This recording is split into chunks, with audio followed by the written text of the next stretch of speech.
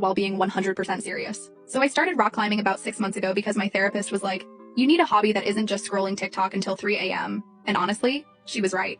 Anyway, I've been going to this indoor climbing gym pretty regularly, and I'm still very much a beginner, but I'm getting better.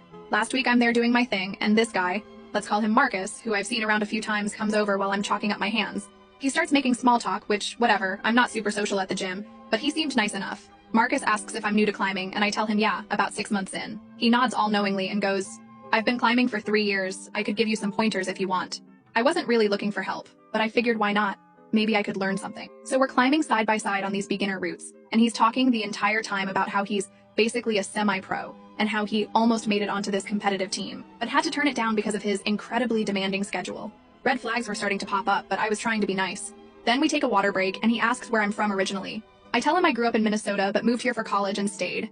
And he gets this super excited look on his face and goes, oh my god, I love Minnesota. The beaches there are amazing. I literally just stared at him. For those who don't know, Minnesota is landlocked. Like, completely. We have lakes, sure, but we're not exactly known for our beaches. So I figured maybe he was confused and meant Michigan or something. I gently correct him like, I think you might be mixing it up with another state. Minnesota is landlocked, we don't really have beaches in the traditional sense.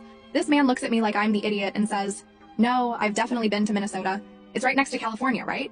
I went to those famous beaches there. At this point, I'm thinking this has to be a joke. So I pull out my phone and show him a map. He looks genuinely confused and goes, huh, they must have changed the map recently. Changed the map recently.